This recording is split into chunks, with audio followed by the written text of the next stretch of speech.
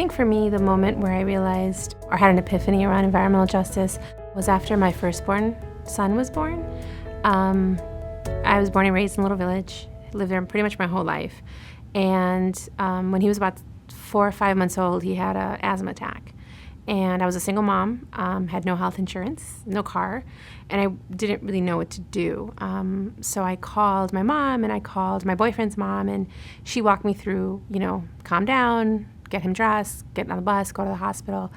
And we spent about 2 days in the hospital, and I learned that he had asthma and he was put on a nebulizer.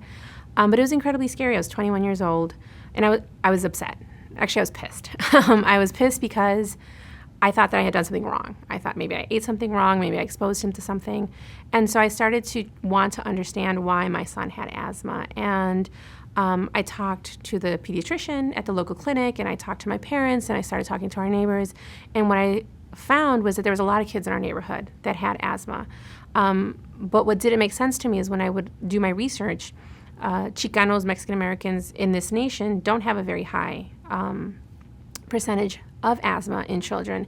And so it made me even push even further to try to understand why this was happening. What had I done wrong as a mom that my child had asthma? And in walking around my neighborhood and understanding where I lived, what I found was that there was a huge coal power plant about 5 blocks away from our home that was putting out a lot of air pollution. And as I started to do my homework, actually, ironically, at the same time, Harvard School of Public Health published a report about the 2 coal power plants in Chicago. One is in Little Village and one is in Pilsen, the neighborhood right next door to ours. And what I found was that part of the problem was the air pollution that was coming out of these smokestacks. And I think what made me even more upset was understanding that these coal power plants did not power any homes in our community. They didn't power any homes in Chicago, much less the state of Illinois. And so we were bearing the brunt of this coal power plant for no electricity in our community, for no jobs in our community. And it really riled me up to want to do something about it. So I went door to door with my baby in tow, knocking on people's door. And what I found was a lot of our parents, siblings, family members really knew at heart that there was an injustice with this coal power plant in our community.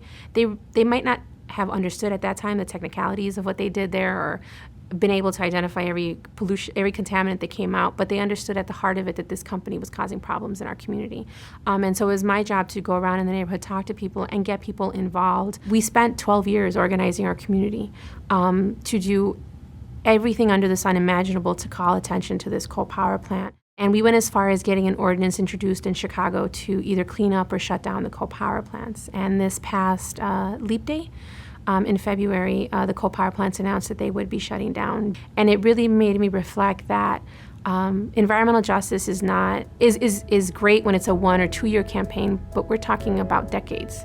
We're talking about struggles that people spend their lives fighting. And I think it was a really great moment for us because I think that we took those struggles and stories that we had heard from our elders who've been in this movement for a very long time, and I hope that we did justice to what they taught us in the 12-year campaign that we carried out. This video is part of a series that commemorates 20 years of EPA working on environmental justice. If you like this video, you can help us expand the conversation on environmental justice by sharing it or clicking here to subscribe to EPA's YouTube page. And don't forget to check out our Environmental Justice in Action blog at the bottom of the screen. Thank you for watching.